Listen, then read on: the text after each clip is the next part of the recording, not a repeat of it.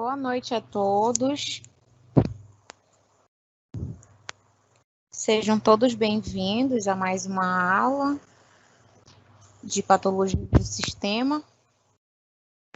Hoje nós vamos falar sobre hipertensão portal.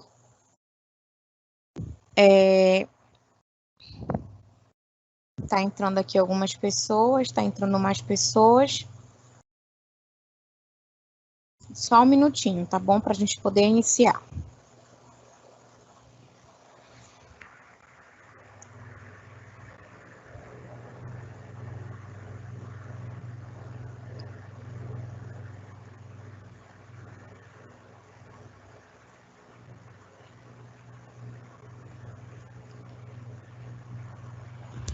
Tá, então vamos lá. Bom, como eu falei ainda há pouco, hoje nós vamos dar continuidade na nossa disciplina. Vou falar um pouquinho para vocês sobre a hipertensão portal. A hipertensão portal, ela é definida como um aumento anormal, né, da pressão sanguínea na veia. É uma veia de grande calibre, tá, que vai transportar, né, o sangue do intestino ao fígado. E suas ramificações, cicatrização, que também altera a estrutura do fígado e compromete a sua função. Ela é a causa mais comum em alguns países. A hipertensão portal, ela é considerada, né, por essa elevação da pressão na veia portal, e ela é muito causada frequentemente por conta de cirrose, tá? Então, na semana passada, né, nós falamos um pouquinho, e ela é causada, né, pela cirrose, né, frequentemente, e também por esquistossomose em algumas áreas endêmicas, ou por também algumas alterações vasculares hepáticas. Como resultado, nós temos aí que pode haver algum sangramento, né, por algumas varizes esofágicas, encefalopatia portosistêmica. Dentro de alguns casos, quando nós vamos identificar algum sinal de hipertensão portal, geralmente os sintomas mais comuns é a barriga inchada, vômitos com presença de sangue, fezes dos pacientes muito escura e muito fétida, tá? Os pés e as pernas inchadas e também, em alguns casos, hemorroidas. Bom, como consequência, nós temos o aumento da resistência ao fluxo sanguíneo da veia porta, e nós temos algumas fases aí, a pré-hepática, a intra-hepática e a pós-hepática. Na pré-hepática, vai ser decorrente de algumas patologias que levam a essa trombose da veia porta, tá? Antes. Intrahepática é durante, então é decorrente de algumas lesões hepáticas, tá? Como a cirrose hepática. E pós-hepática é depois. E é decorrente geralmente de obstruções pós-sinusoidais, no caso da esquistossomose, tá? Que eu mencionei para vocês ainda há pouco. Como consequência, nós temos aí, né, geralmente quando há obstrução ao fluxo portal, o sangue ele vai começar a se acumular em alguns leitos vasculares, que normalmente eles drenam para a veia portal. A congestão, ela contribui para uma formação da ascite. A ascite é aquele abdômen distendido, brilhoso, tá? Inchado, né, com retenção. E o sequestro também, né, sanguíneo pelo baço No caso de que pode causar, né, esplenomegalia, trombocitopenia, neutropenia e anemia. Queria reforçar com vocês sobre a questão de neutropenia. Neutropenia é muito comum em pacientes com câncer, tá? E o que é a neutropenia? É a contagem anormal baixa de um tipo de glóbulos brancos, que são os neutrófilos.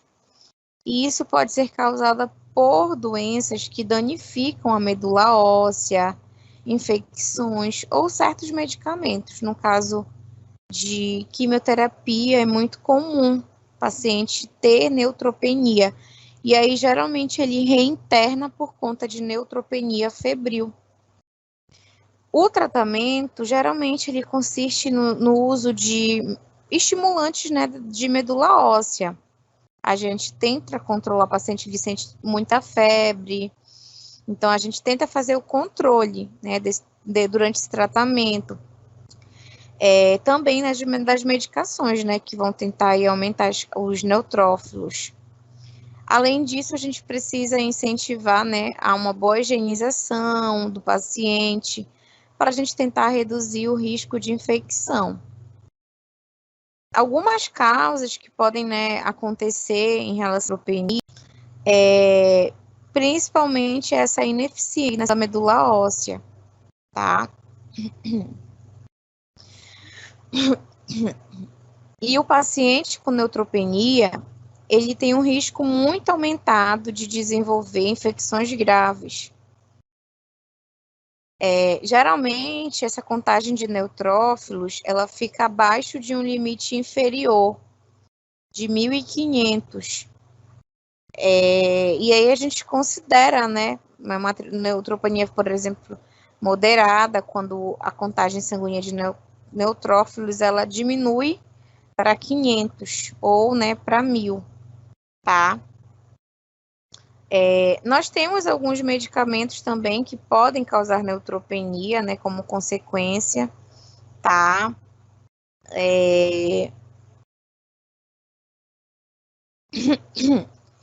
E a neutropenia, geralmente, ela se apresenta por conta de uma resposta inflamatória, tá?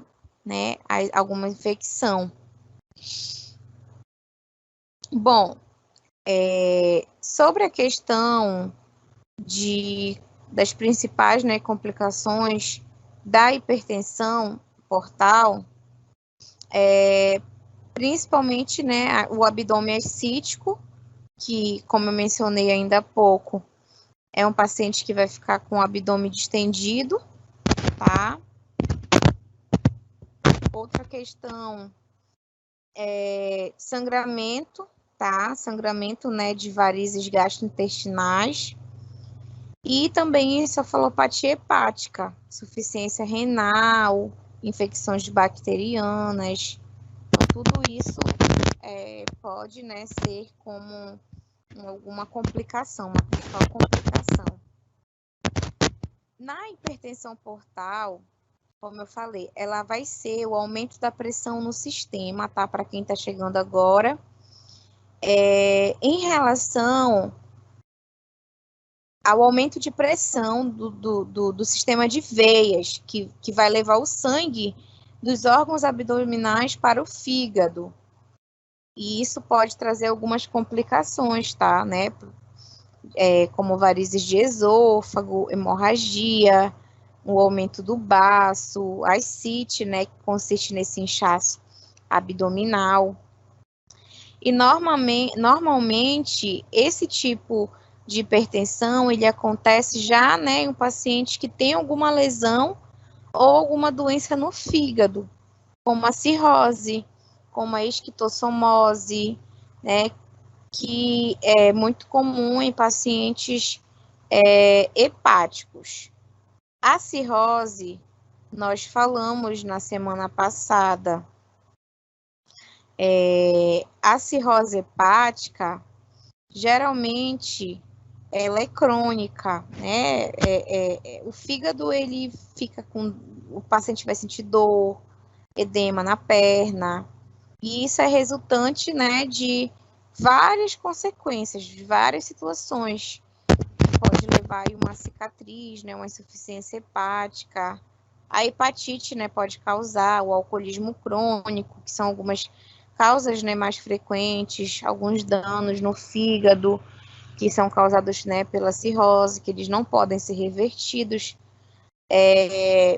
mas geralmente, né, vai precisar de um diagnóstico para a gente fazer uma avaliação. O paciente ele pode apresentar icterícia, que é a amarelidão da pele, né, sangramento gastrointestinal.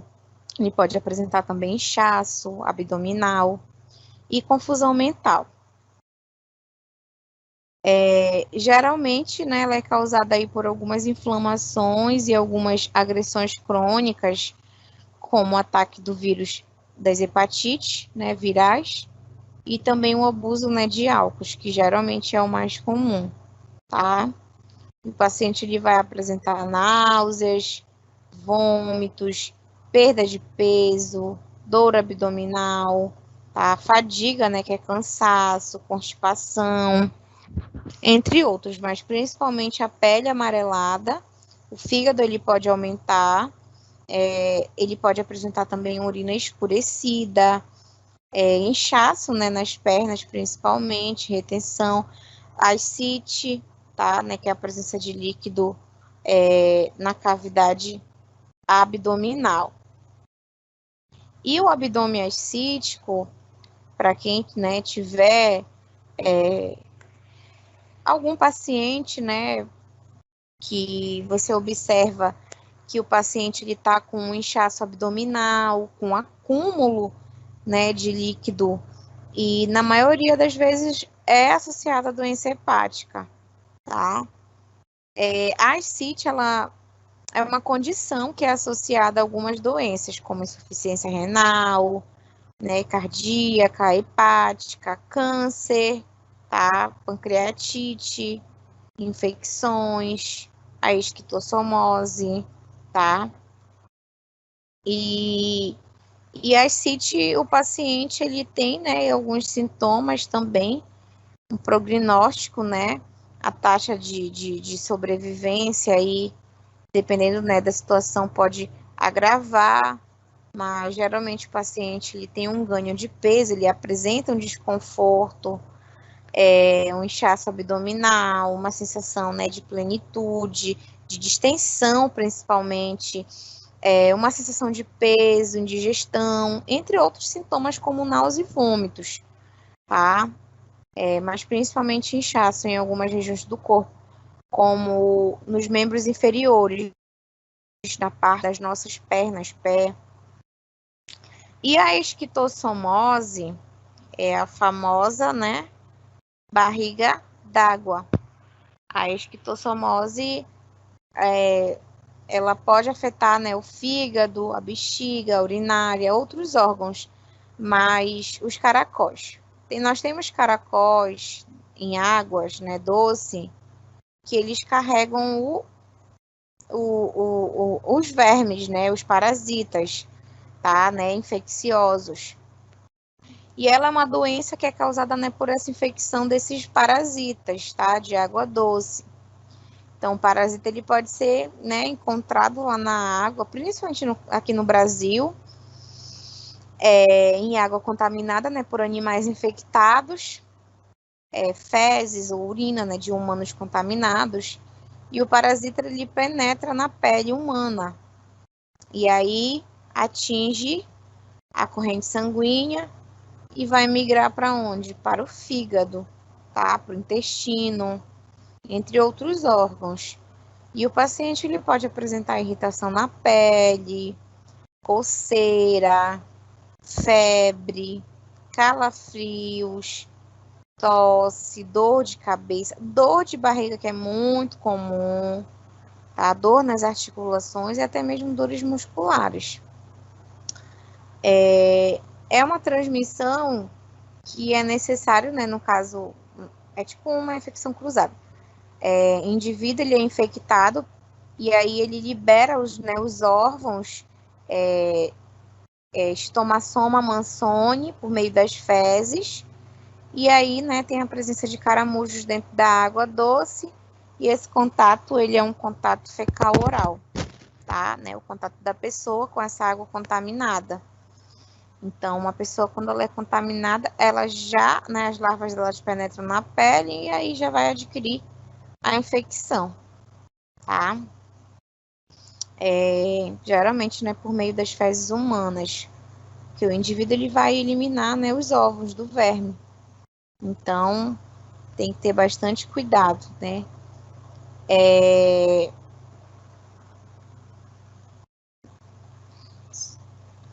Nós temos alguns principais sintomas, né, muito mais comuns em relação à hipertensão portal, e nem sempre é possível identificar, tá, os principais sintomas, né, em caso de hipertensão portal. Geralmente, né, o paciente ele vai ter essa doença hepática que pode resultar em cirrose, um elevado risco de desenvolver algumas condições. Então, nos casos, né, que é possível identificar algum sinal aí de hipertensão portal, sintomas mais comuns que a gente vai apresentar são os sintomas que eu mencionei, né, lá, né, no início da aula: barriga inchada, as varizes esofágicas, vômito, fezes escuras, fétidas, os pés e as pernas inchadas e até mesmo hemorroidas. E nos casos mais graves, pode ainda surgir, né, algumas confusões mentais, até mesmo desmaio. Isso, né, vai ser causado por conta das toxinas que vão chegar, né, que podem chegar ao cérebro. Mas é uma complicação que pode acontecer em qualquer caso de doença grave no fígado, tá? Já que o órgão ele deixa de ser capaz de filtrar o sangue, né, adequado. A gente falou sobre isso na semana passada. E não precisa, né, estar relacionado aí, né, especificamente com a hipertensão portal. É muito comum que algumas pessoas que têm hipertensão, né, portal, elas apresentem também icterícia, né, a pele amarelada, os olhos ficam amarelados, mas esse sinal ele surge, né, por conta de uma sequela da doença no fígado. Muito comum também, né, nas hepatites virais, tá? E aí, como é que a gente consegue, né, confirmar, né, o diagnóstico? Na maioria das vezes, nós temos o especialista, que é o hepatologista, ele consegue identificar um caso de hipertensão portal, né, quando uma pessoa tem histórico aí de doença no fígado, alguns sintomas, né, como barriga inchada, veias dilatadas, hemorroides, enfim. E é necessário também fazer alguns exames laboratoriais, tá? Endoscopia, ultrassom, exames de sangue, que geralmente, né, são mais evidentes em relação a alguns sintomas, porque tem sintomas que não são tão evidentes, tá? Né? Principalmente de hipertensão portal. Só passar aqui o slide.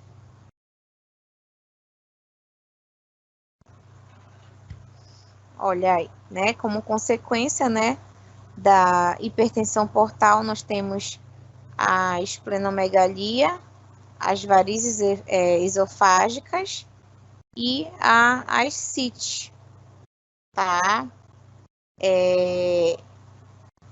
Em relação a essa hipertensão portal, geralmente ela surge quando há um obstáculo em relação à circulação sanguínea nas veias e do fígado, né? Por esse motivo, a gente tem uma causa aí mais frequente, né? Que é a cirrose, que é uma condição na qual a gente vê aí que surgem as cicatrizes, né? No tecido do fígado, e isso pode dificultar, tá?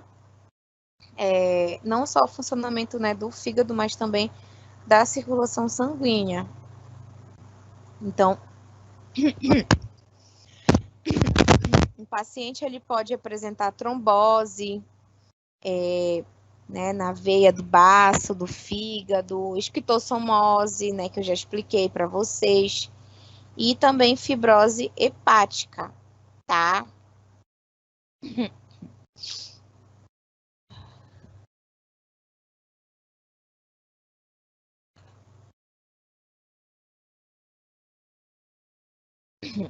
A fibrose hepática, ela é um processo de cicatrização, tá? Em relação a uma resposta hepática de alguma lesão. Então, da mesma forma que, por exemplo, a pele, né, outros órgãos, eles vão cicatrizar nas feridas, através da deposição aí de colágeno, os outros constituintes, por exemplo, né, do fígado, ele vai reparar também as lesões, né, por meio de deposição de mais colágeno. Então, o paciente geralmente ele vai apresentar icterícia, sangramento varicoso, ascite, encefalopatia, tá? Mas dentro da esplenomegalia, o paciente ele apresenta esse aumento no volume do baço, tá? Decorrente do hiperfluxo resultante de hipertensão portal e leva, né, a um funcionamento excessivo do órgão. Deixa eu ver aqui. Que vai acontecer aí uma degradação excessiva, né, dos componentes do sangue, da anemia, plaquetopenia, leucopenia, tá? Remoção, né, cirúrgica do baço, tá? Ou embolização do órgão, que pode ser necessária em casos extremos. A esplenomegalia, geralmente, a gente considera assim, né, para facilitar, como esse aumento aí do baço. E ela pode, né, ser resultante, né, de várias situações, de pressões elevadas, de congestão, de hiperplasia, de infiltração, tá, celular, né, de algumas células falciformes em crianças, em lactentes.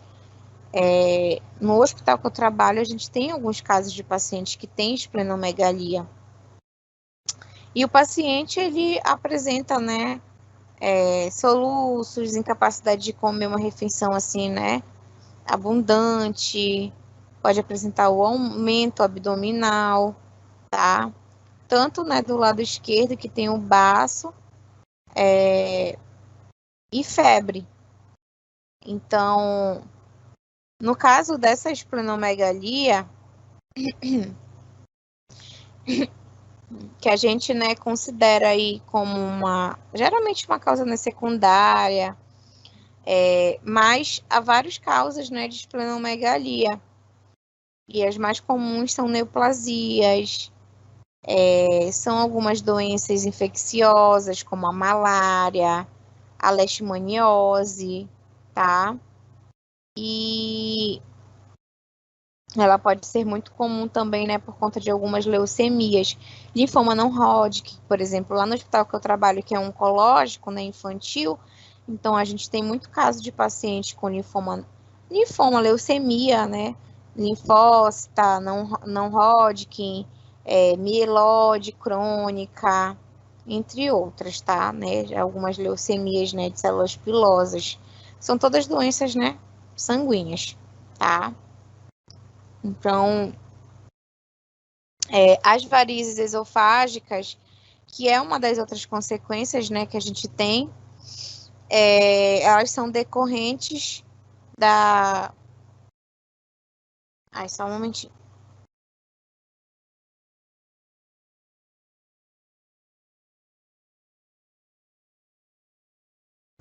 Elas são decorrentes aí, né, da circulação colateral esplanquínica. O que acontece? No caso de paciente com cirrose e esquistossomose, vai ser a dilatação das veias do esôfago, principalmente nesses casos, né? E também, né, no caso de hipertensão portal, que pode, né, romper aí, provocar algumas hemorragias renais, tá? E as CIT que eu já expliquei para vocês, mas o tratamento, gente, algumas alterações, né, que o paciente ele pode apresentar cardíaca, que isso impedir pode impedir desse fluxo, né, desse fluxo, tá? Então,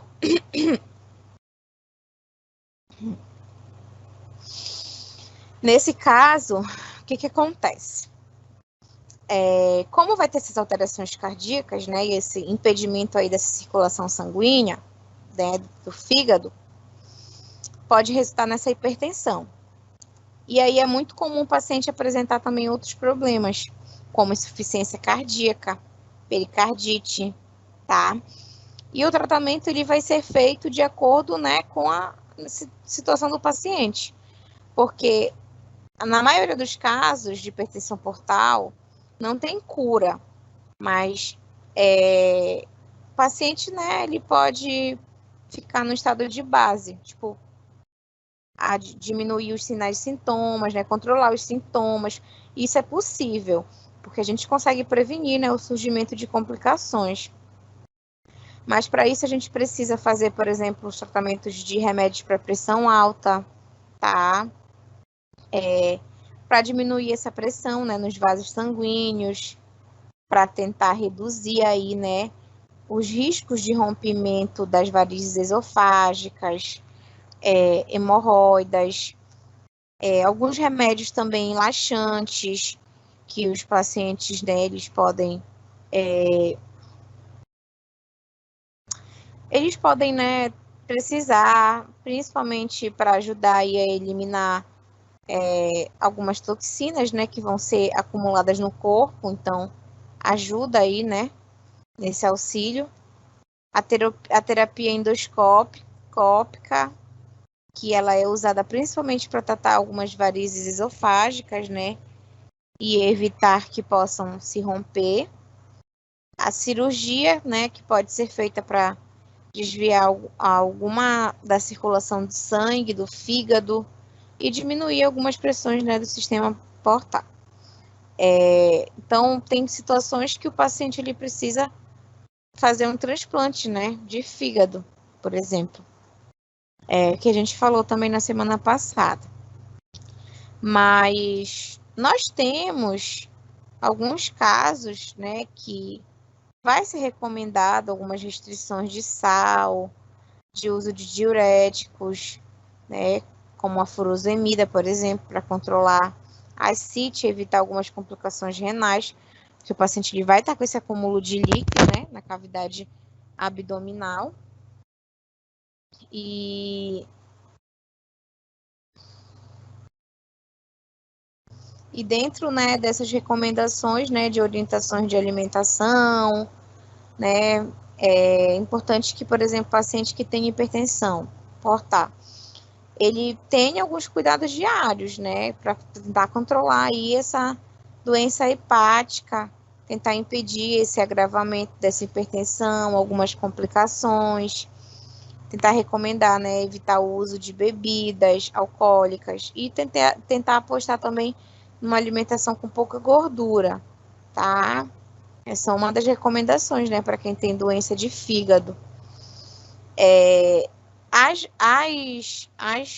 varizes esofágicas, elas são as veias dilatadas, tá, no esôfago, e isso pode causar uma hemorragia no paciente, muito importante, né, porque as varizes esofágicas, elas são causadas no fígado, então, ao redor, né, de hipertensão portal que a gente tem, as varizes esofágicas, geralmente, elas não causam sintomas, tá?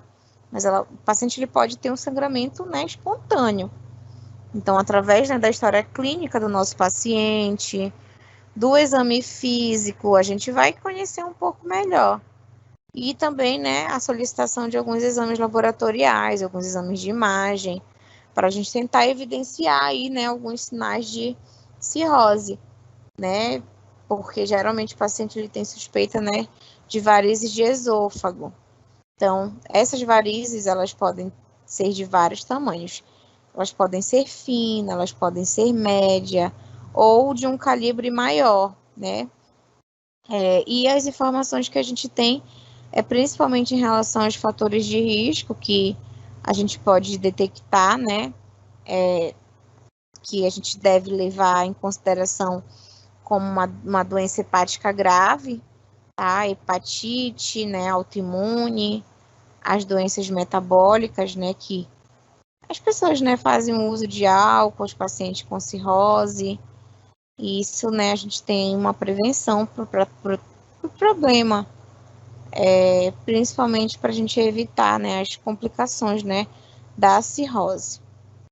Essas varizes gástricas, por exemplo, né, elas podem não provocar sintomas, então a gente vai precisar identificar através da suspeita, né, de uma hipertensão portal, que pode ser ocasionada por conta da cirrose, tá, no fígado. A gente consegue identificar, né, alguns pacientes que têm fezes escurecidas, né, com cheiro fétido, paciente com vômito e sangue no vômito, tá? Palidez cutânea, tontura e a palpitações, tá? Né? As palpitações. Dentro das CIT, que, né, geralmente ela vai ser causada pela barriga d'água, é um nome que a gente vai, né, dar por conta desse acúmulo de líquido. E isso geralmente, né, dentro da cavidade abdominal, tá, no paciente, né, no compartimento ilimitado, peritônio, membrana que reverte aí também, né, as paredes abdominais das pelvis e em alguns dos seus órgãos. A ascite, ela pode ser causada, né, por um grande desconforto e o paciente ele pode apresentar esse ganho de peso, inchaço abdominal, como eu mencionei ainda há pouco, né, indigestão, aquela sensação de peso, sensação, né, de distensão, náuseas, vômitos, inchaços, entre outros, né, principalmente em relação ao sistema, aos membros inferiores, tá? E aí a gente tem só mesmo que tentar, né, amenizar esse tratamento. Eu ainda vou explicar para vocês ainda sobre um pouquinho mais, né, sobre algumas patologias de vias biliares, do pâncreas, cirrose.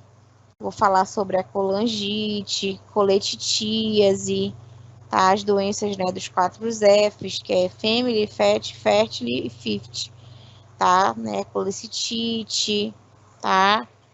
Colangite, são nomes muito parecidos, mas são, né, importantes, tríade de Charcot, tá? Entre, né, para a gente finalizar essa parte de patologias relacionadas a fígado, mais sistema endócrino, pâncreas, tá? E aí, né, a gente vai ver ainda sobre a questão do sistema urinário, tá? Mas, dando continuidade aqui, vou só passar aqui o slide, a gente vai falar ainda hoje sobre a encefalopatia hepática, as hepatopatias, né, metabólicas, tá? Hemacrotômase, que é a doença de Wilson também, tá? Vou só passar aqui o slide. A encefalopatia, ela é o acúmulo, né, de toxinas intestinais que deveriam ser metabolizadas no fígado por conta da cirrose.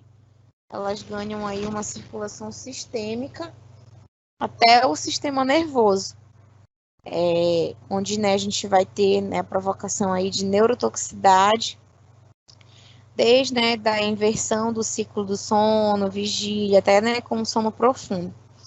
E o tratamento, né, de encefalopatia hepática, ele vai incluir a correção de hábitos intestinais e da volemia, que são, né, os principais desencadeadores aí da encefalopatia hepática, tá?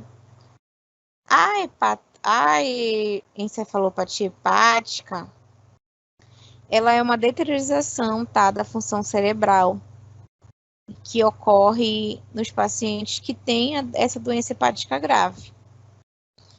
Então, né, as substâncias tóxicas, que geralmente elas são eliminadas pelo fígado, elas vão se acumular no sangue e podem chegar aonde? No cérebro.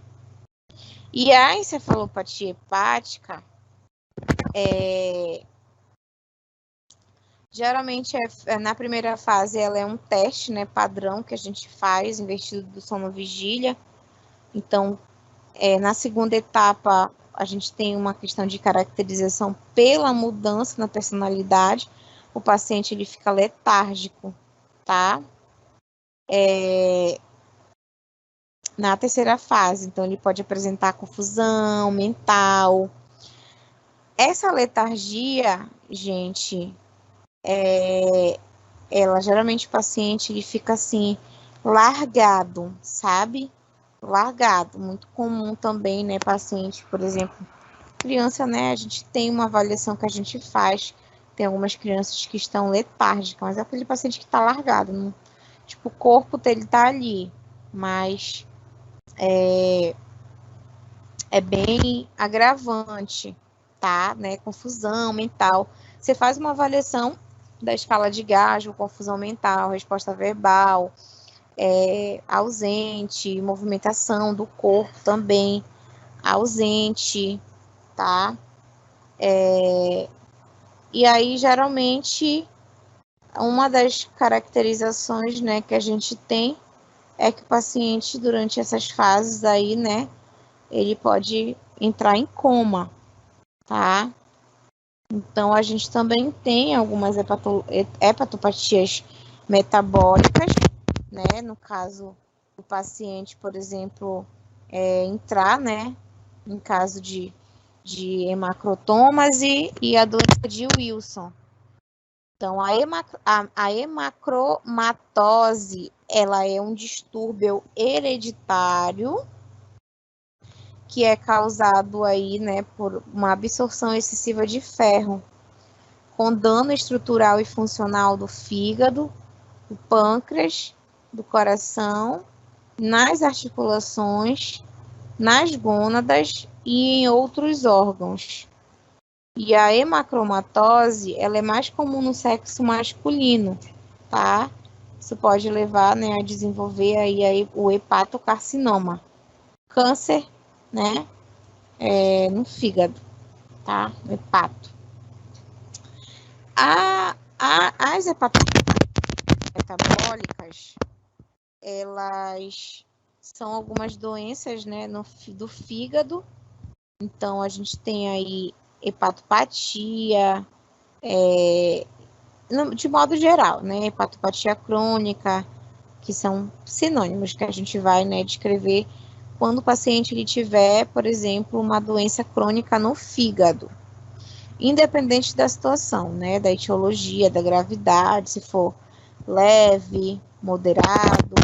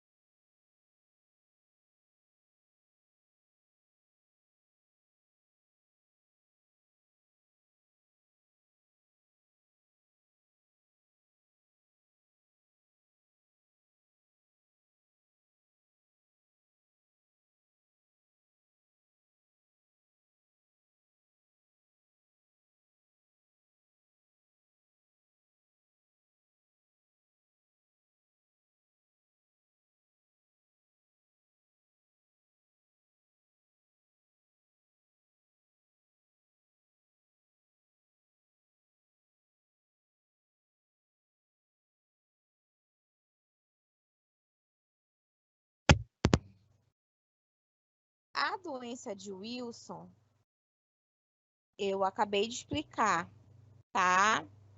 A doença de Wilson, vou voltar aqui. Deixa eu só... A doença de Wilson, ela vai ser, né, uma doença hereditária que provoca um acúmulo excessivo de cobre, né, como eu expliquei ainda há pouco para vocês. E os sintomas, eles incluem aí inchaço, fadiga, né, dor, tá? Então, o cobre, ele não vai ser eliminado e ele pode atingir alguns níveis fatais, né? Tanto é que a gente faz tratamento justamente para tentar fazer com que, né, ele seja eliminado dentro da corrente sanguínea, tá? Hemacromatose também acabei de explicar. A hemacromatose, ela é uma doença genética causada por alterações, tá, no metabolismo do ferro. E aí o paciente, ele vai ter o quê? Um aumento dessa absorção intestinal. E aí, né, ele acumula, né, em diferentes órgãos, tá? A hepatite viral C, eu expliquei na semana passada, tá? Nós conseguimos fazer testes rápidos, tá? Né? Dentro das unidades básicas de saúde, hospitais, enfim, os exames também laboratoriais, né, de sangue. Mas ela é uma infecção que é causada por um vírus que vai atacar o quê? O fígado. E ele provoca inflamação, tá? Então, o fígado, o vírus, ele vai ser transmitido através, né, do contato de sangue contaminado. Por isso que uma das recomendações é, se o paciente, ele for um paciente que já foi positivado com hepatite, e não pode doar sangue. E nós temos aí nessa transmissão, né, por meio também de materiais de equipamento de proteção individual, pérfuros cortantes, tá? Né, por meio de compartilhamentos de agulha, de equipamentos, tá? De tatuagens não esterilizados. Então, tem que ter muito cuidado. Nós somos também grupos de risco, né? Por sermos profissionais da área da saúde, tá? Mas, geralmente, né? Também de mãe para o bebê, durante a gravidez, durante o parto, durante a amamentação. Então, as recomendações é que não amamente, né? O tratamento ele é feito pelo uso de antivirais, né? Para tentar erradicar o vírus, tá? Mas a transmissão, ela geralmente é dessa forma. Tanto a B quanto a C, tá? Né? Mas nós temos, né, respostas virais continuadas e um paciente, né, ele pode ter uma inflamação do fígado, isso, né, provocada por conta do vírus, né, quando crônica, que pode aí, né, conduzir aí até a cirrose, né, cirrose, infecção, insuficiência hepática, câncer, tá? E é bem, o paciente, todas vocês, quem nunca fez teste rápido, podem, se vocês forem doadores de sangue, eles fazem vários exames, tá? Pra gente, para poder ser doador, né? Se tiver alguma alteração, aí já não vai poder mais ser doador. E também pode, né, ser feito dentro de postos de saúde. Nos postos de saúde, a gente tem aí, nós temos os testes rápidos que não demoram, em torno de 15, 20 minutos, a gente consegue já ter o resultado desse exame, tá? E a gente, né, o recomendado é fazer a cada 6 meses ou a cada uma vez ao ano. E a deficiência de alfa, né, antitripsina, que é o DAT, é um distúrbio genético raro que é causado por uma mutação do gene, tá, serpina. E isso codifica o inibidor da alfa, né, antitripsina, a ATT, dessa deficiência, né, predispõe o paciente portador, por exemplo, de doença pulmonar obstrutiva crônica e também de doença hepática. Geralmente é feito alguns exames para diagnóstico, tá?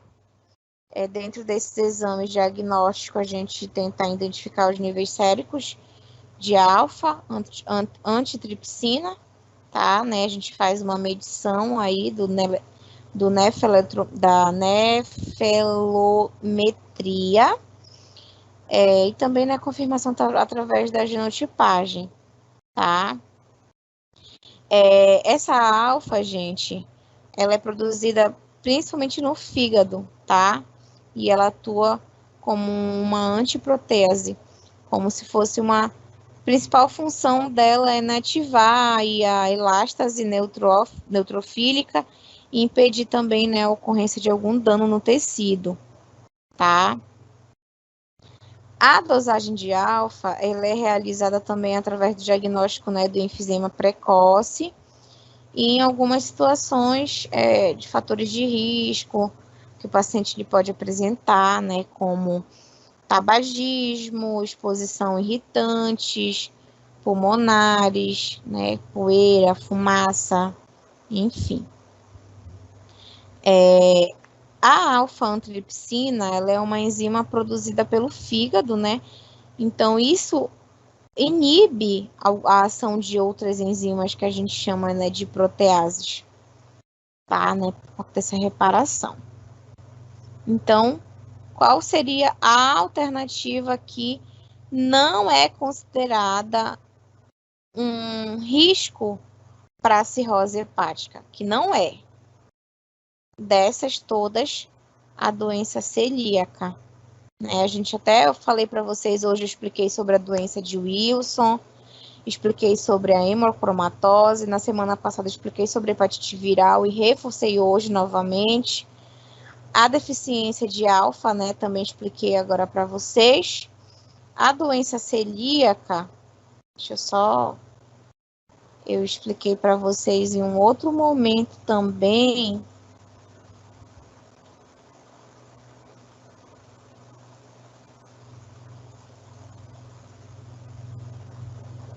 Acho que foi já faz umas 2 ou 3 aulas antes, aqui, que ela tem relação a algumas patologias de absortivas, né? Então, a doença celíaca, ela é uma intolerância à digestão do glúten, das proteínas, né, do trigo, cevada, de malte, e a inflamação, né, intestinal. Então, não é hepática, é intestinal, tá? O paciente ele pode apresentar diarreia crônica, emagrecimento, dor abdominal, tratamento comportamental. Então, é uma patologia relacionada, né, às patologias de absortivas, tá? Só um momentinho. A gente está quase finalizando o slide 2, porque eu sempre falo, né, para vocês que a nossa disciplina ela é bem curta, tem um material que vocês podem acompanhar, tá bom? A gente já está, né, no sistema aí, a gente já falou sobre o sistema gastrointestinal, nós falamos, né, sobre algumas patologias, né, do sistema gastrointestinal. A gente já está na parte, quase finalizando a parte do sistema de hepatologias, né? tá? Então, nós estamos, para quem quiser acompanhar depois no material, capítulo 6, sistema... Não, desculpa, o gasto intestinal, que é o capítulo 6, que fala sobre cirrose, né, que a gente falou um pouquinho também. É isso mesmo, tá correto. Capítulo 6, tá? Na página 90, vocês vão encontrar lá sobre cirrose, sobre as patologias, né, que a gente mais tem, que são acometidas,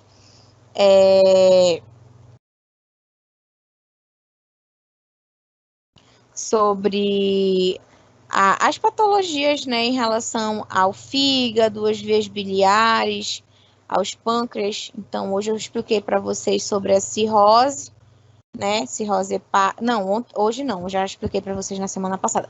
Expliquei sobre a hipertensão portal, né, que vai ser esse aumento aí dessa resistência, desse fluxo sanguíneo portal, tá? Né, a gente tem algumas complicações aí, algumas causas, né, de esplenomegalia, tá? Hepatite, malária, que eu expliquei, né? Anemia hemolítica, tá? Falei sobre a ascite. A ascite, ela vai ser um acúmulo de líquido, tá? Né, na cavidade peritoneal. Então, a gente tem aí como função, né, a proteção da cavidade abdominal, que vai lubrificar essa produção, né, essa redução aí desse atrito, tá? Sobre a icterícia, ela vai ser uma amarelidão na pele. Também tem a questão dos níveis de bilirrubina, tá? Que geralmente, né, a gente tem que desenvolver a icterícia, variam de acordo, né, com a cor da pele, tá? Os níveis, né, de bilirrubina que a gente tem que avaliar. Então, nós temos casos, né, de desvios aí em relação à hiperbilirrubina, né, o aumento dos níveis plasmáticos, tá? Então, quando o paciente ele tem uma icterícia, né, dependendo do valor, né, semiológico, a gente pode considerar como um distúrbio, tá? Tem criança, por exemplo, que às vezes nasce, né, e acaba apresentando icterícia, né, neonatal.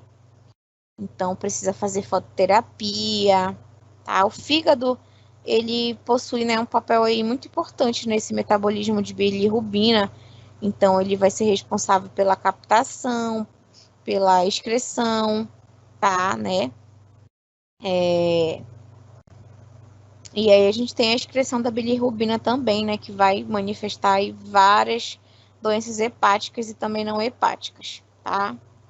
A colestase, que é uma condição, né, que vai ser resultada por conta dos ácidos biliares e também da interrupção desse fluxo, tá, para o intestino. E as complicações, né, da insuficiência hepática, como a encefalopatia hepática, que são algumas complicações, né, neuropsiquiátricas, tá? Insuficiência hepática, algumas complicações de cirrose, né, comprometimento cognitivo também, né, que eu expliquei. Nós temos a reversibilidade, tá, que não reduz aí a importância, né, em relação ao tratamento imediato, identificação imediata, mas pode reduzir aí, diminuir a morbimortalidade, né, os casos de óbitos. Síndrome hepatorrenal, que já vai ser uma ocorrência de insuficiência renal, de oligúria, tá? Né, o paciente ele vai ter, né, uma rápida deteriorização e ele pode ficar numa condição assim muito grave, tá? Né, na função renal. Geralmente paciente cirrótico, né, no caso com cirrose, acítico, pode ter. Então, nós temos também aí as hepatites agudas, né? Hepatite A, B, C e D, tá? São, né, todas provocadas por vírus e frequentemente, né, por conta de medicação também, né? Alguns transtornos metabólicos, vírus, contaminação, né? Por exemplo, como eu falei para a gente, nós somos profissionais da área da saúde. Então, nós também temos riscos, né, por ele ter uma transmissão também, né, por via parenteral, percutânea, sexual, tá? Antes, né, do início da doença clínica, tem que ser detectado PCR, fezes, soro, tem os testes rápidos hoje em dia, né, que ajuda bastante. E a gente tem também a hepatopatia alcoólica, tá? Por conta do abuso, né, excessivo de álcool, então isso pode levar à degeneração do fígado, tá, né? Alguns fatores biológicos, epidemiológicos, psicológicos, né? Então tem que orientar sobre a questão da alimentação, né? As hepatologias metabólicas, que é a hemocromatose, tá? Que foi o que eu expliquei também hoje sobre o distúrbio hereditário, né? Essa absorção excessiva de ferro, tá? A doença de Wilson, que é uma afecção que também é hereditária, e ela é por conta de, né, ela é transmitida por uma herança autossômica recessiva, que produz o quê? Um defeito do metabolismo do cobre. E ela está muito associada ao acúmulo no fígado, no sistema nervoso central, nas córneas, nos rins, tá? Então, é a absorção de cobre proveniente, por exemplo, de dieta, né? Que pode exceder aí a quantidade diária, tá? Né? E levar o paciente a ter uma lesão. Distúrbios neuropsiquiátricos, e também, né, algumas alterações renais e cardíacas. A doença de Wilson, gente, ela é uma hepatopatia rara, tá? O diagnóstico, né, ele pode ser por conta de manifestações clínicas. E não há um exame único para investigação, tem que ser feito algumas alterações. O diagnóstico, geralmente, ele é feito através de algumas alterações laboratoriais, tá? E aí o tratamento, geralmente, né, vai depender das complicações graves que o paciente, né, tem. O ideal é tentar remover esse excesso, né, ou prevenir o acúmulo de cobre. Geralmente, tratamento medicamentoso, né, que faz essa ajuda da excreção, tá? E aí, na semana que vem, a gente vai falar um pouquinho sobre a cirrose biliar primária. A gente já tá na página 104, tá? A partir da semana que vem, a gente já vai entrar na página 104 da unidade 2, para a gente finalizar a unidade 2. Vou falar um pouquinho sobre algumas pancreatites, tá? E aí vocês também podem aproveitar e fazer a leitura do material, que são só 3 unidades, tá bom? Agradeço a participação de todos vocês. Hoje tem bastante aluno aqui online.